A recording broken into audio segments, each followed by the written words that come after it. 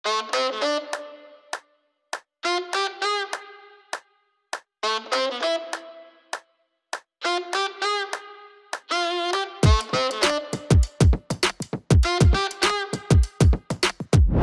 selamat siang teman-teman semua. Selamat datang di Brand Marketing Con by Niaga Hoster. Yang pertama kami adakan di siang hari ini. Semoga teman-teman dalam keadaan sehat dan baik-baik ya, masih semangat di siang ini. Salam kenal bagi yang sudah berkenalan di chat. Terima kasih ya yang udah menyapa dari berbagai daerah. Tadi ada dari Batam, Bandung, Riau juga gitu. Jadi salam kenal, kami dari Niaga Hoster ada di Yogyakarta gitu ya. Jadi kita menyapa nih jauh dari Jogja juga. Oke, mungkin bagi teman-teman masih ini ya, kita akan masih membuka terus ruangan ini. Jadi nanti akan masih banyak teman-teman yang akan bergabung menyusul.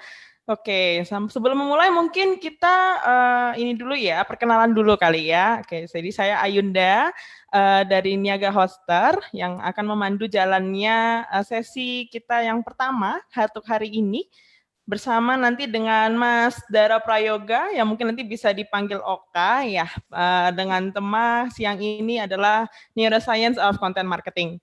Selama 1 jam ke depan kita akan membahas tentang seluk-beluk secara neuroscience gitu ya, agak canggih nih bahasanya nih, kaitannya nanti dengan proses digital marketing. Oh ya, sebelumnya Brand Marketing Combine Niaga Hoster ini adalah inisiatif yang diadakan oleh Niaga Hoster yang mengangkat topik utama yaitu branding dan digital marketing. Niaga Hoster menganggap bahwa dua hal ini adalah kebutuhan esensial bagi para pelaku bisnis, baik itu personal maupun company untuk bisa memajukan bisnisnya di era digital. Seperti itu. Sementara kami dari Niaga Hoster adalah perusahaan penyedia layanan jasa web hosting berbasis di Yogyakarta yang berdiri pada tahun 2013. Misi kami adalah untuk membantu jutaan orang memanfaatkan potensi internet untuk membangun kesuksesan online. Begitu, kurang lebih perkenalan singkat ya. Teman-teman masih boleh saling berkenalan di chat. Jangan lupa tuhnya diganti ya. Jadi all panelists and attendees. Jadi semua peserta bisa membaca chatnya begitu. Jadi bisa langsung diaktifkan tuhnya itu all panelists and attendees begitu. Tanpa berlama-lama lagi, mungkin ini sudah Mas Dara juga sudah ready, Mas Oka ya, Mas Oka udah ready. Iya. Oke, oke, boleh saya serahkan langsung sesinya tanpa berlama-lama lagi kita akan mulai sesi siang ini. Silahkan Mas Oka. Halo, selamat siang. Assalamualaikum. Perkenalan dulu, saya Oka. Namanya Dara Prayoga, biasa dipanggil Oka. Jadi saya dari Astra Digital sebagai brand specialist. Di sini saya mau cerita, sharing aja sih lebih tepatnya. Gimana sih caranya kita marketing melalui konten. Jadi sebenarnya content marketing itu there is no such thing as content marketing, tapi sebenarnya asasnya sama, yaitu marketing. Content marketing itu marketing melalui konten. Nah, di sini ada neuroscience ya, terkesan scientific banget gitu ya, tapi memang secara psikologis kan manusia makhluk yang kompleks ya. Nah, kita tuh bisa tuh masuk lewat alam bawah sadarnya manusia gitu. Nah, kita ceritain sebentar lagi ya. Ini langsung share screen aja nih ya. Ya, Mas, silahkan. Oke. Tunggu sebentar.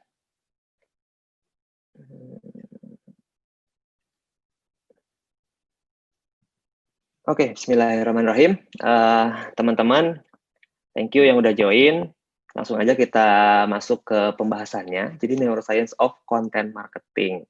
Bahasa sederhananya adalah efek alam bawah sadar dalam konten marketing, dalam marketing melalui konten.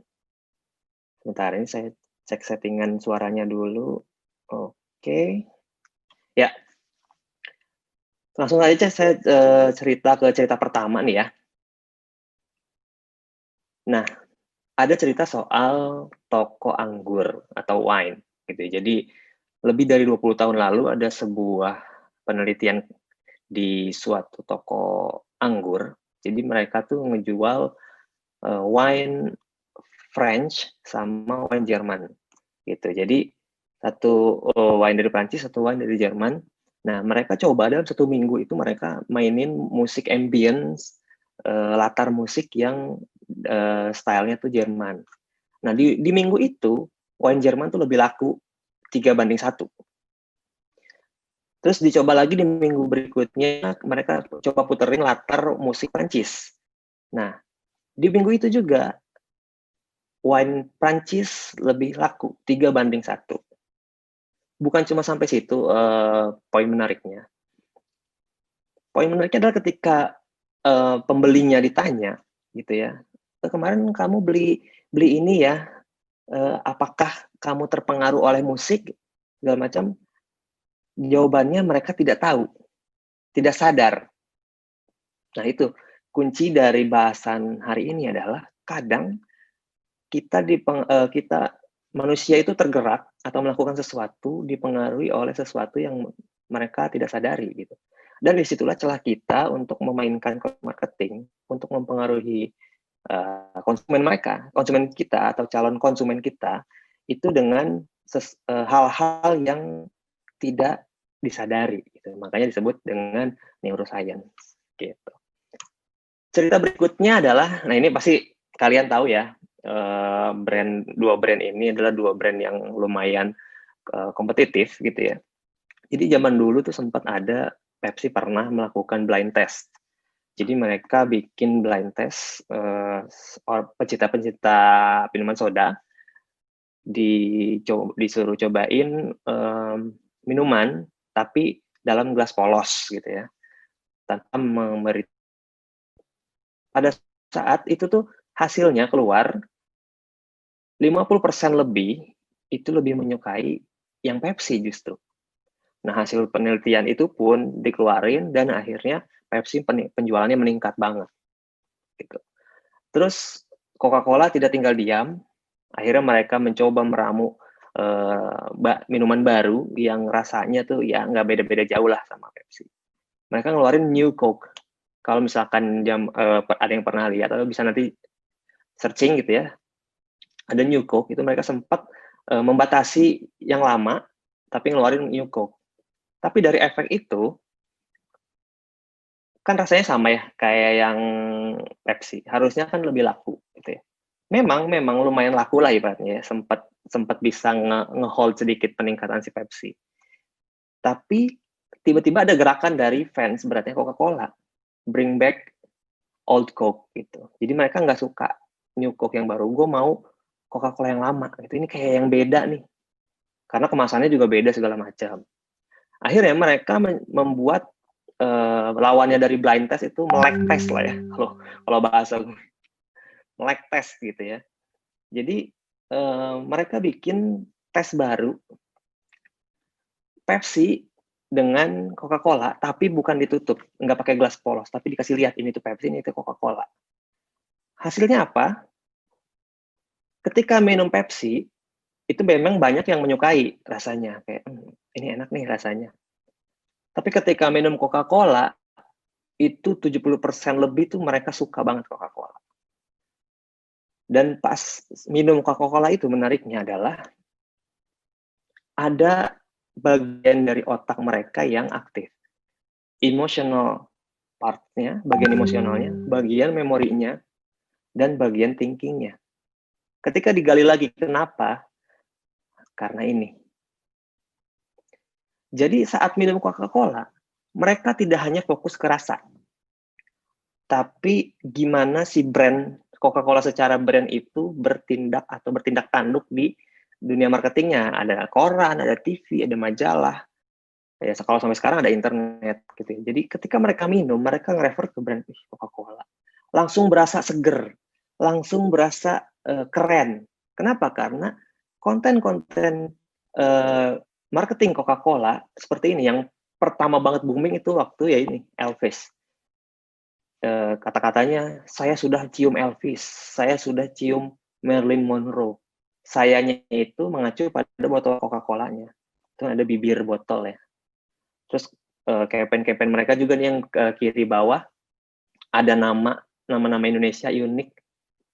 itu juga nempel di alam bawah sadar kita gitu.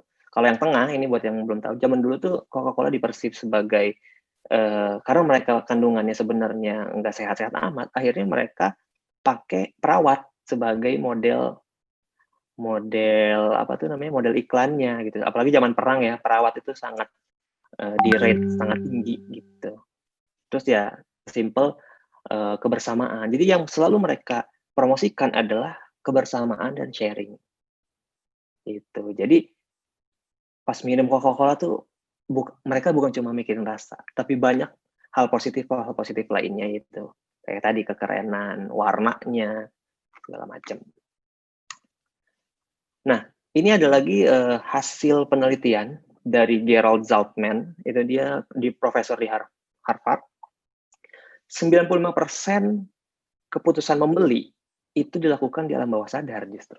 Jadi ketika kita menargetkan konsumen itu sangat efektif kalau kita bisa masuk ke alam bawah sadar mereka.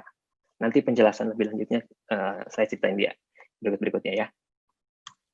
Terus yang berikutnya ada juga dari Psychology Today.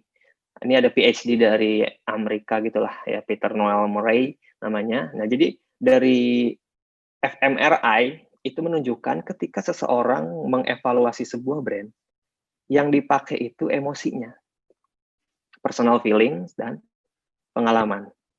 Jadi daripada informasi kayak contoh brand atributnya apa, fiturnya apa, faktanya apa, itu belakangan.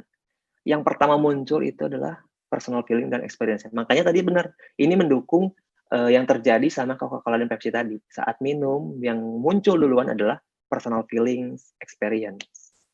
Gitu. Terus gimana sih caranya kita masuk ke hatinya konsumen secara alam bawah sadar gitu. Ini tuh saya paling gampang ya, saya analogiin pakai PDKT. Pakai mendekati gebetan ya, karena konsumen kita tuh gebetan sebenarnya, yang tidak bisa kita ambil hatinya begitu saja. Gitu. Kita perlu teknik-teknik, kita perlu strategi yang ini kurang lebih kayak gini gambarannya. Ada stopping power. Stopping power tuh paling gampang tuh apa sih first moment yang bikin mereka klik ngelihat kita, ngelirik kita. At least itu dulu kan. Kita kan kalau PDKT pengennya minimal dia ngelihat gua dulu deh. Gitu. Nah, stopping power-nya itu apa? Macam-macam. Bisa dari fashion, kalau misalkan orang ya, ini kita pakai analogi PDKT, bisa jadi parfum. Misalkan suatu saat kita mau papasan sama dia, kita pakai parfum terbaik yang kita punya, pas kita lewat, papasan sama dia tuh langsung nyangkut. Aduh, siapa tuh tadi?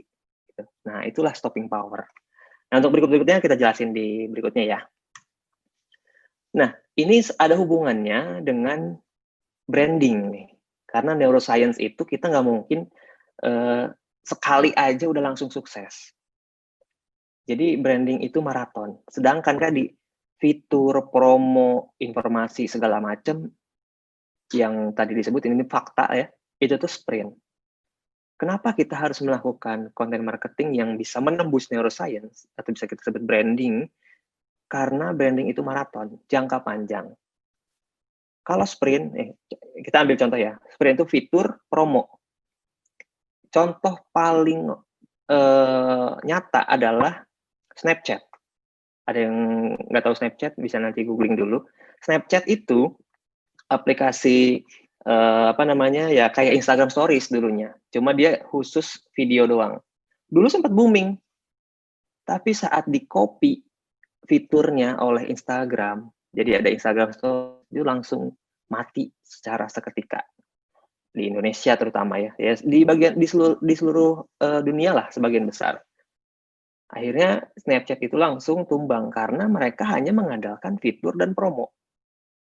Nggak ada sesuatu yang memantik alam bawah sadar. Atau mereka belum cukup lah, bisa dibilang belum membangun brandnya, tapi udah ditikung duluan. Gitu. Makanya kita harus melalui content marketing dan branding itu karena tidak mudah kalah. Contohnya kayak tadi Coca-Cola, Nike, Apple itu udah pasti kuat tuh branding. Dan mereka membangun itu bukan cuma 10-20 tahun, itu bahkan lebih. gitu. Nah, branding itu apa sih? Simpelnya adalah branding itu apa yang orang omongin ketika kamu nggak ada di tempat itu. Jadi untuk mengukur brandingnya udah pas apa belum, itu justru kita harus nanya ketika kita nggak ada. Jadi misalkan branding produk brand lu apa sih? Ini emang branding positioningnya brandingan lu apa? Ketika yang ngomong itu dari brand justru yaitu harapan jatuhnya. Nah, harapan harus setara dengan kenyataan. Nah, kenyataannya adalah apa yang konsumen pikirin soal brandmu. Apakah yang brandnya harapkan sudah sesuai? Kalau belum berarti harus di review gitu. Nah, sekarang kita masuk ke cerita stopping power tadi. Jadi banyak banget contoh yang bisa diambil. Ini saya ambil beberapa aja. Jadi pertama, kita harus bisa bikin orang nengok. Ya tadilah konsumen atau calon gebetan segala macam. Kita harus bikin orang nengok dulu. Jadi waktu kemarin pandemi, gitu ya, awal-awal pandemi itu Dove tuh bikin campaign ini. Campaign-nya adalah ini ya bahasa sederhananya adalah tenaga kesehatan itu cantik atau cakep gitu. Jadi mereka pakai tenaga kesehatan yang pakai masker seharian karena tahu ya perjuangannya pakai APD, pakai masker seharian. Itu mereka tuh adalah pahlawan gitu. Tanpa sadar kita tuh dibantu oleh mereka gitu. Dan Dove ini brandingannya atau tagline brandnya, jiwa brandnya adalah empowering women ya terutama ya kalau misalkan mayoritasnya ya. Jadi suka ngebahas soal empowering pemberdayaan perempuan tuh harus kuat segala macam. Nah ini secara umum mereka kemasnya dengan tenaga kesehatan. Nah stopping powernya adalah dengan visual. Coba kalau misalkan bayangin kalau kemasannya aja kayak simpel terima kasih tenaga kesehatan cuma gambar-gambar suster dokter segala macam. Ya udah gitu biasa aja sama seperti brand-brand lain. Kamu tidak bisa menonjol di antara butiran debu. Itu malah menjadi butiran debu yang lain. Nah, harus ada eksekusi atau treatment visual baik apapun visualnya atau kata-katanya itu yang harus menonjol sehingga itu menjadi stopping power. Kalau di sini kasusnya adalah dia visualnya. Gitu. Jadi mereka ngebayanginnya adalah nakes gitu ya, habis buka APD, habis buka masker, taunya cetakannya adalah cetakan superhero. Gitu, bahwa mereka adalah superhero. Ini personal relevansi personal kayak tadi. Kita balik ke analogi PDKT ya. Kita sama konsumen, kalau kita sama calon gebetan atau sama gebetan gitu ya. Apa yang bikin kita makin dekat? Ketika kita punya sesuatu yang sama. Punya kesukaan yang sama. Kan biasanya gitu kan kalau gebetan kan tahu-tahu posting lagi dengerin Bring Me the Horizon gitu misalnya. Kamu suka Bring Me the Horizon juga? Gitu misalkan pasti langsung tuh jadi dekat kan. Iya, Oli Sykes itu keren banget ya, misalkan ya. Nah, jadi ketika ada sesuatu yang sama itu jadi makin dekat. Simple aja kayak di waktu nunggu di rumah sakit gitu misalkan ya. Ada apa namanya ya kalau di kalangan cowok-cowok ya bapak-bapak nunggu itu di luar lagi ngerokok rokoknya sama bisa jadi ngobrol gitu jadi itulah harus ada kesamaan contoh ini kalau saya ambil ya ada yang mungkin kalau yang sering dengerin YouTube bisa nih dengerin musik di YouTube tuh pernah lihat pasti nih gambar cewek ini sebutannya lo-fi girl lah jadi musik lo-fi yang untuk belajar atau kerja untuk konsentrasi biasanya gambarnya ini. Nah, misalkan anggaplah ini sebuah e-commerce. E-commerce itu bikin konten kayak gini. Jadi mereka remake Lo-Fi Girl ini, tapi mereka bilang kalau semua barang-barang yang ada di sini bisa dibeli loh di gitu misalkan. Jadi ketika orang yang sering dengerin musik di YouTube ngelihat konten promosi ini langsung, wih, sama nih dia senang sama yang gue senang juga. Jadi lebih dekat, jadi lebih mau lah untuk berinteraksi dengan brand. Ini contohnya berikutnya adalah ini kehidupan anak agency atau kehidupan desainer lebih tepatnya. Jadi kan ini mie instan ya, ramen gitu. Itu sangat identik dengan kehidupan agensi buat mereka yang lembur.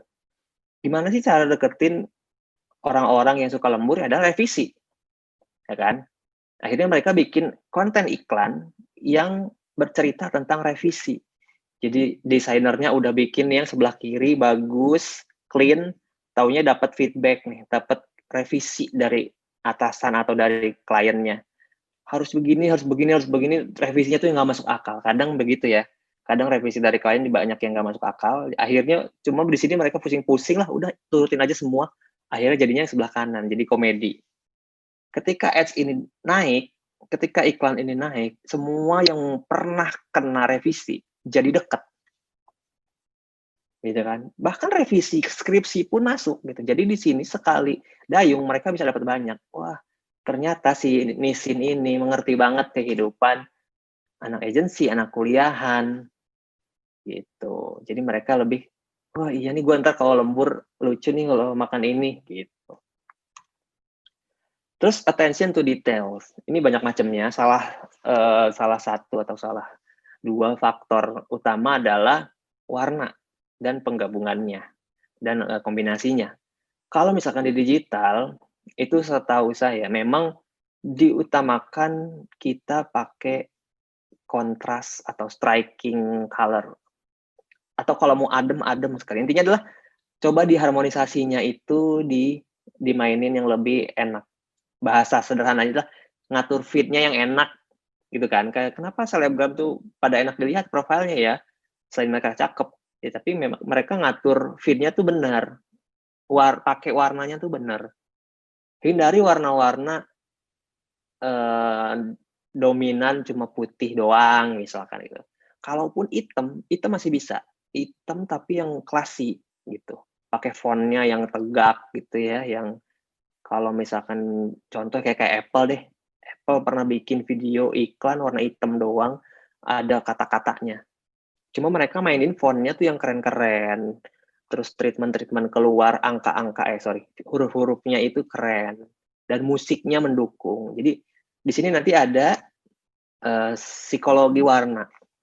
Nah, kenapa tadi si Apple tadi bikinnya pakai warna hitam? Karena hitam itu secara psikologis mengandung sifat yaitu elegan, ada power, ada kontrol, ada authority gitu ya. Jadi mereka pengen nge-guide, pengen nyampein perasaan kalau pakai produk gua itu bakalan elegan, bakalan punya kontrol terhadap hidupnya, terhadap finansial sendiri, terhadap gaya gitu ya. Kayak gitu. Contoh lain di sini adalah ya kenapa finance itu, industri keuangan rata-rata warna biru.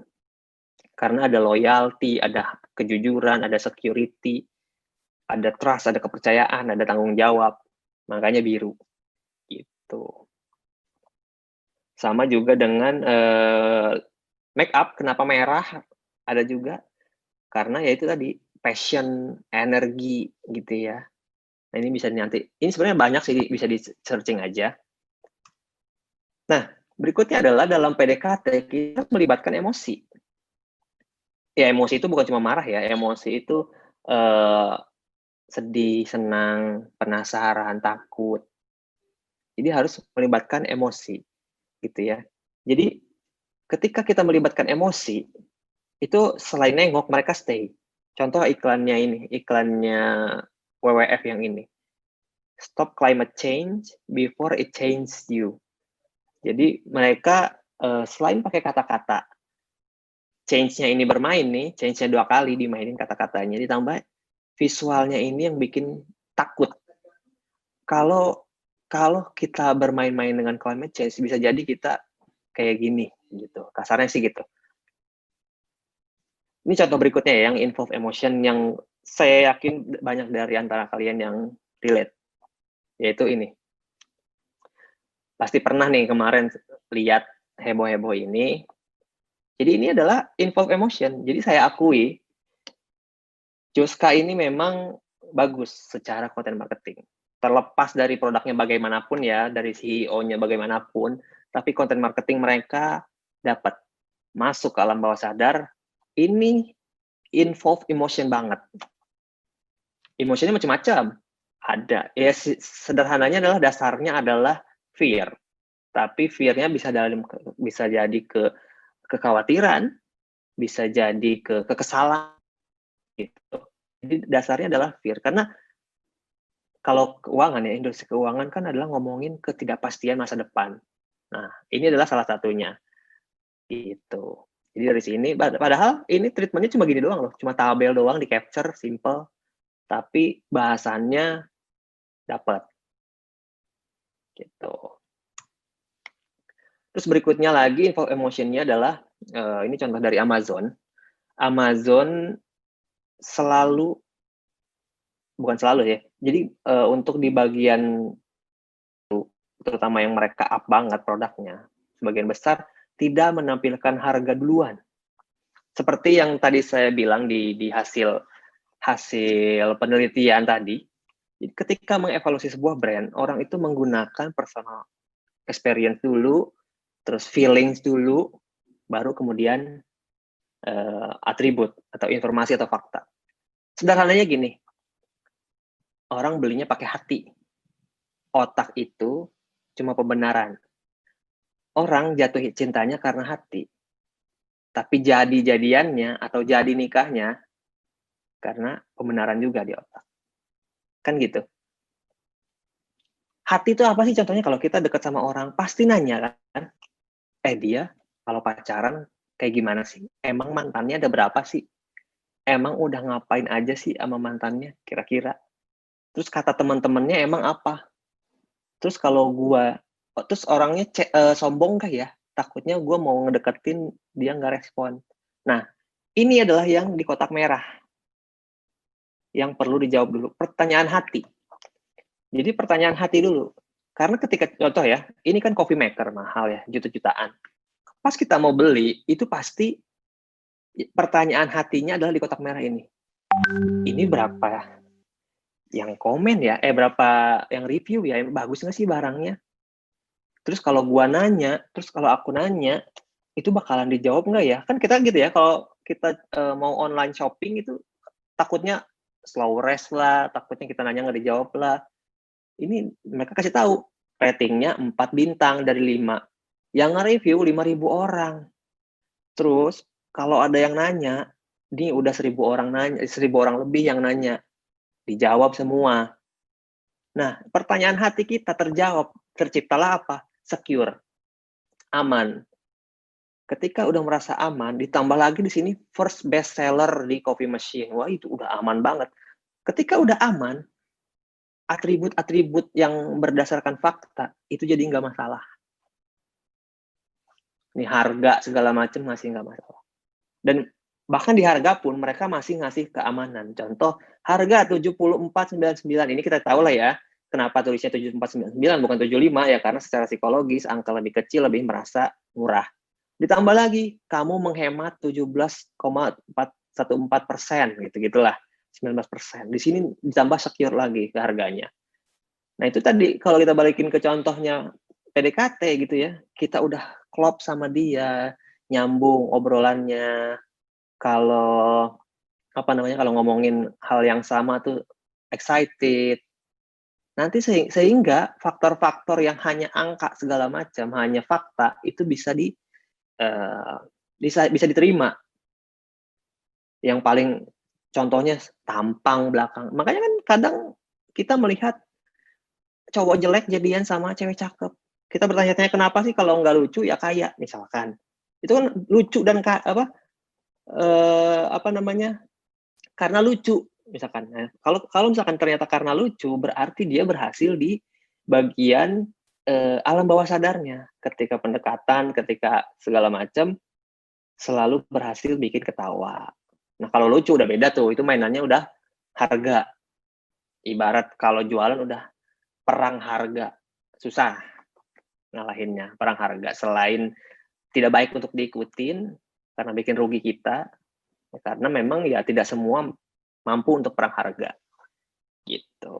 Jadi kita mainnya di yang tidak bisa dengan mudah orang kalahkan. Gitu, oke. Terus element of surprise. Ini gambarnya masih ada nggak ya, teman-teman? Masih muncul kah? Mas, masih muncul. Masih muncul ya, aman ya? Ya, aman. Oke. Jadi, element of surprise nih, saya mau mainin 2 video, tolong didengerin baik-baik, dan tolong kasih tahu panelis ya, kalau nggak kedengeran, semoga kedengeran. Ya. Kemarin aku pergi ke Fubi. Oh iya? Ceritain lagi dong. Ada trampolin. Wah, terus apa lagi? Ada pos hutan. Tinggi banget. Emangnya kamu nggak takut? Enggak, aku berani. Aku juga pengen ke sana. Ada kayak hutan gitu. Ada tali-talinya. Ya, kamu harus ke sana. Bawa anak sama istri juga. Ya. Pertama ngeplay video itu aja, itu langsung kaget. Element of surprise. Wih, kok gini? Kagetnya tuh in terms of yang positif ya. Kagetnya tuh dalam koridor yang positif. Yang pengen lanjut. Kaget tapi bikin penasaran gitu. Kok bapak-bapak suaranya anak kecil gitu. Dan mereka ternyata ngebahas soal ya, di dalam setiap orang dewasa itu pasti ada anak kecil di dalamnya. Dan kalau kamu pengen menghidupkan kembali atau mengingat-ingat masa kecil gitu ya, main-main, ya datanglah ke tempat tersebut. Gitu. Ini ada yang berikutnya, kita cek ya. Tolong didengarkan nih, soalnya ini suaranya nih yang paling dapat. Bang, Ultraman habis bertarung pergi kemana ya? Pernah rupanya kau tengok pakai mata kepala kalau dipamit sama aku habis bertarung sama monster? Gak pernah kan? Gak tahu aku. Sutradaranya pun kau tanya gak akan tahu dia pergi kemana. Karena kan dia ke langit atau menghilang, gak ada adegan selanjutnya. Memang kayak gitu dia, pergi menghilang tanpa jejak, tanpa kabar, padahal orang udah terlanjur nyaman sama dia. Pak Boy. Pancing terus darah orang naik, gula orang naik. Atau jangan-jangan dia pergi itu mau beli voucher Shopee Pay. Mumpung lagi ada promo puncak 9 September.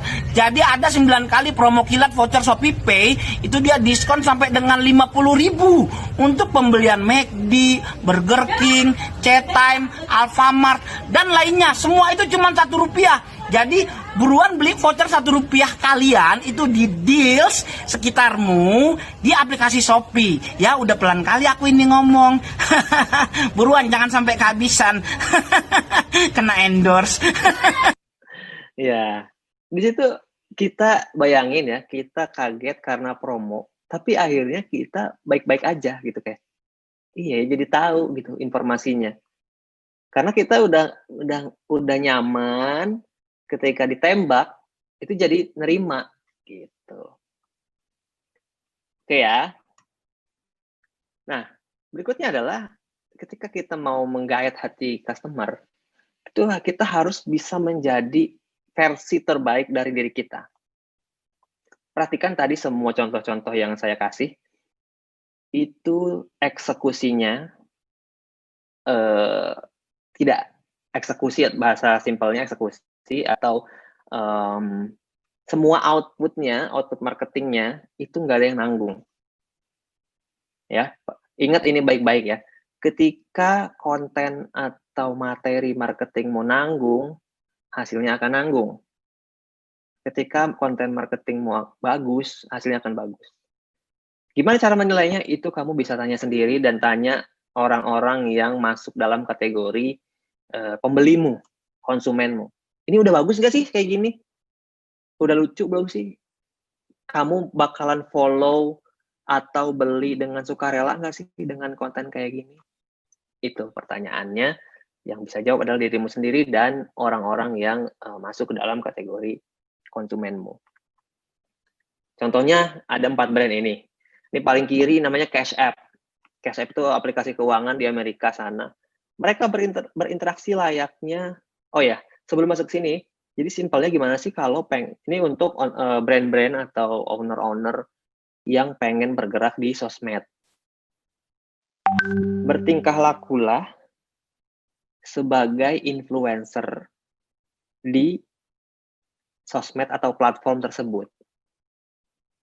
Kalau pengen gede di Instagram, ya bertingkah lakulah seperti gimana sih influencer di Instagram.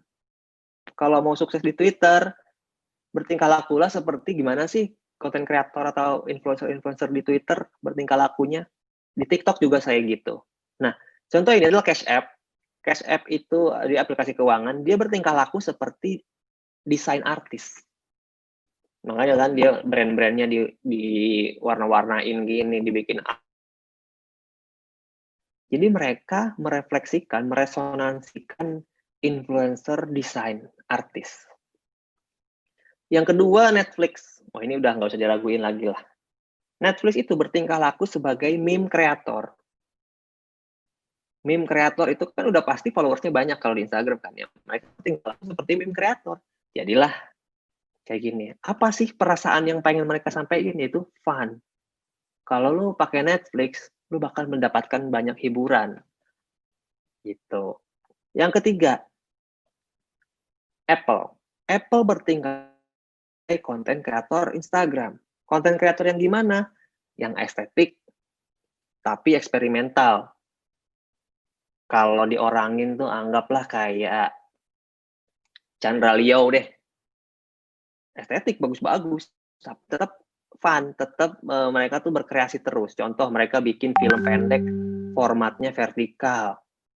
Yang vertikal sinema. Terus mereka foto-fotonya tiap hari itu ada tema-temanya bagus-bagus.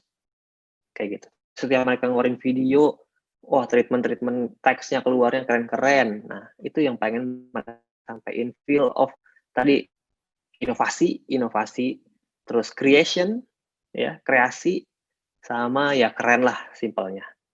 Nah, untuk yang keempat ini produk keluarga. Produk keluarga itu kan berarti apa ya yang bikin sukses produk keluarga di Instagram ya? Oh, jadilah seperti influencer keluarga. Makanya foto-fotonya kayak gini. Ini kayak fotonya Dito istrinya, Dito suaminya Ayudhya. Foto keluarga di dalam rumah tapi tetap estetik. Pakai warna-warna kalem karena mereka memang produk kamar. Spray, selimut, segala macam.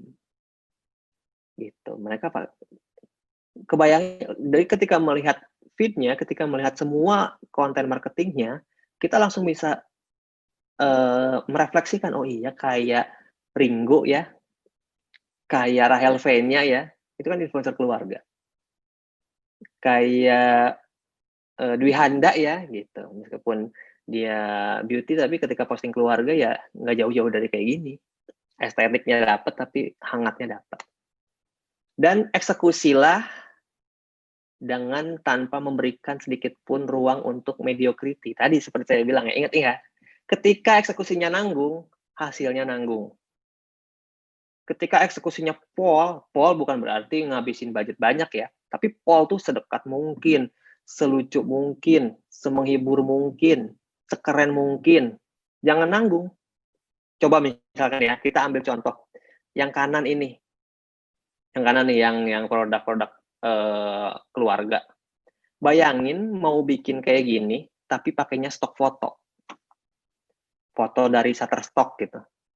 Nggak dapet hangatnya. Gitu ya. Oke, dan yang paling sulit dari ini semua adalah dari mendapatkan hati gebetan atau konsumen adalah konsisten. Kenapa Nike ada di posisi sekarang? Kenapa Apple ada di posisi sekarang? Coca-Cola ada di posisi sekarang? Ya karena mereka konsisten. Selalu eksekusinya pol, nggak ada yang nanggung. Selalu misalkan ya contoh konsisten Nike itu just do it. Ya, jadi mereka mengglorifikasi orang-orang biasa yang pengen jadi powerful seperti atlet. Dengan cara apa? Dengan cara ya lakuin aja dulu.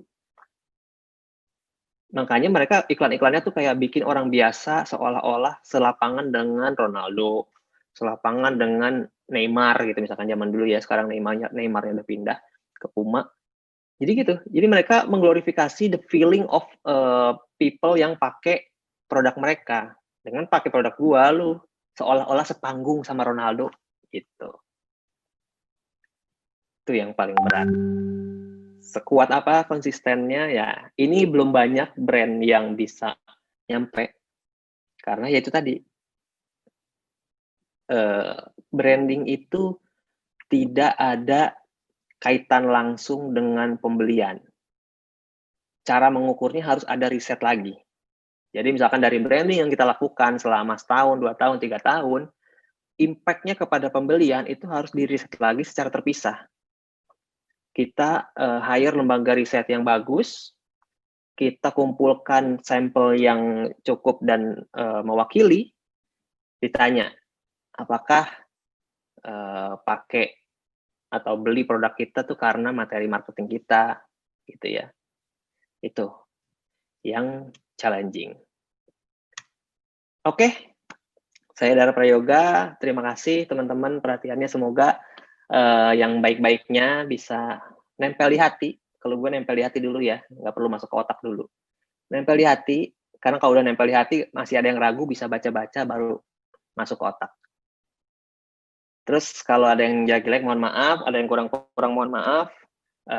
Terima kasih perhatiannya. Kembali ke Ayunda. Oke, mungkin ini nih kita sudah hampir di penghujung sesi ya. Mungkin dari Mas Oka mau ada closing statement dulu dari materi kita hari ini. Closing statement-nya adalah dari semua cerita yang saya sampaikan tadi, sebenarnya intinya ada di 2. Pertama, eksekusi jangan nanggung. Gimana sih cara ngukur nanggung atau enggak? Ya tanya aja. Tanya balik ke diri kita ketika kita ngelihat materi itu, atau kita tanya teman-teman kita ngelihat materi itu, jawab sejujur mungkin, bagus apa enggak, mau nge-like atau follow secara sukarela atau enggak.